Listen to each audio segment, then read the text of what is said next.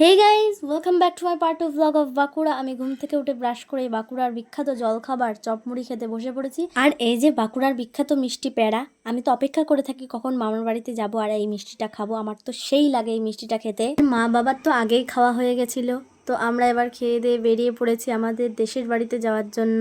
রাস্তা দিয়ে যেতে যেতে তো শুধু চারিদিকে মাঠ আর গাছপালায় দেখা যায়।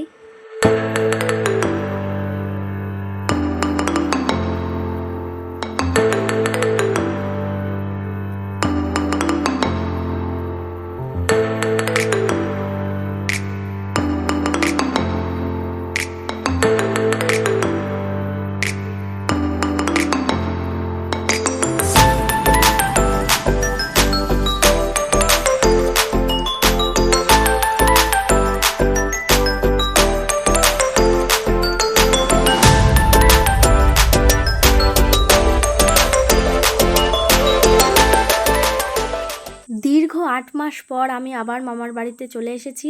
এখানেই আমরা বেশ কয়েকদিন ভালো আনন্দ করে কাটাবো। আর গিয়েই গ্লুকন্ডি পেয়ে গেছি। আর সত্যি কথা বলতে এখানকার জলটা আমার ঠিক ভালো লাগে না, তো যাই হোক, কিছু করার নেই, খেতে হবে।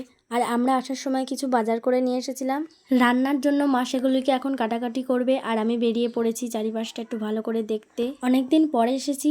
আর এই দেখো গাছে কত বড় বড় কাঁঠাল হয়েছে। এখানে এক একটা গাছে প্রায় 20-25টা করে কাঁঠাল হয়ে রয়েছে। আমার তো দেখতে দারুণ লাগছে। এখনো পাকেনি।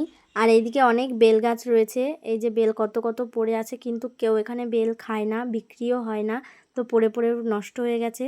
আর তালও কেউ এখানে অত বেশি খায় না বলে পড়ে পড়ে নষ্ট হয়ে গেছে। আর এর ভিতরে তো পিঁপড়ে মাটি তুলে ঢিবি করেছে। দেখো এখন গাছে তালের শ্বাস হয়ে রয়েছে। আর আজ রান্না হয়েছিল আমার দিদার ভাষায় কাল্লাই খাসলাই আর সবিন আলু দিয়ে তরকারি। তারপর খেয়ে দিয়ে একটা বড় ঘুম দিয়েছিলাম। আর এখন সন্ধ্যাবেলা আমরা যাচ্ছি মন্দিরে। এটা একটা শ্যামসুন্দর মন্দির, তো তখনও কেউ আসেনি, সবাই আসলেই আরতি শুরু হবে। দেখো ঠাকুরগুলোকে কত সুন্দর দেখতে লাগছে। তো মামার বাড়িতে প্রথম দিনটা আমার এভাবেই কাটলো। তোমরা পরপর দেখার জন্য চ্যানেলটাকে সাবস্ক্রাইব করে দিয়ে যেও। বাই।